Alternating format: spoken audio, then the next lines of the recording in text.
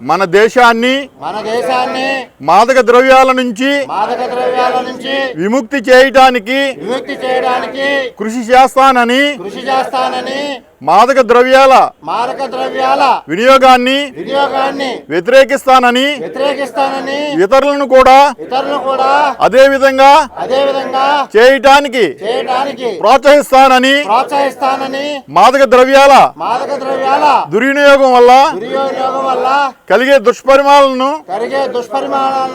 నా కుటుంబ సభ్యులకు స్నేహితులకు మరియు సమాజానికి తెలియజేస్తానని ఈ ఉద్యమంలో చురుకుగా పాల్గొంటానని మాదక ద్రవ్య భారతావని నిర్మాణానికి కృషి చేస్తానని నేను ప్రతిజ్ఞ చేస్తున్నాను. జై హింద్. మీ అందరికీ తెలుసు, ఇప్పుడు సిగరెట్లు అయిపోయినాయి, బీడీలు అయిపోయినాయి, చుట్లు అయిపోయినాయి, అన్నీ అయిపోయినాయి. ఇప్పుడు గంజాయిలోకి వచ్చారు పిల్లలందరూ. మిమ్మల్ని నమ్ముకుని మీ అమ్మ నాన్నలు ఉన్నారు. అర్థమవుతుందా? మీకు ఏదైనా వచ్చి గంజాయి అంటే రోజు మన శరీరాన్ని తినేయటే తప్పి చేయలేదు. ఆ మొత్తంలో మీకు ఏం చేస్తున్నారో మీకు తెలియట్లా.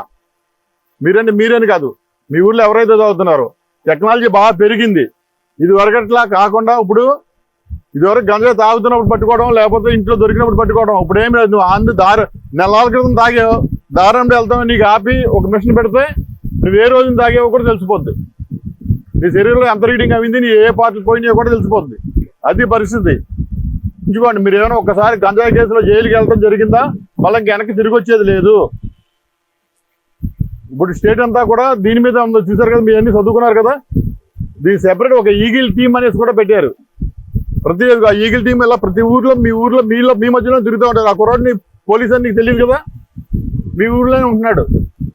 నెలల పాటు మీ ఊర్లో తిరుగుతున్నాడు. మీకు ఎవరికి తెలియదు. మొత్తం ఇన్ఫర్మేషన్ అంతా వచ్చేసింది. ఎవరెవరు తాగుతున్నారో, ఎక్కడికి వెళ్తున్నారు, ఎవరెవరు ఏం చేస్తున్నారు, అన్ని విషయాలు కూడా మనకు వస్తున్నాయి.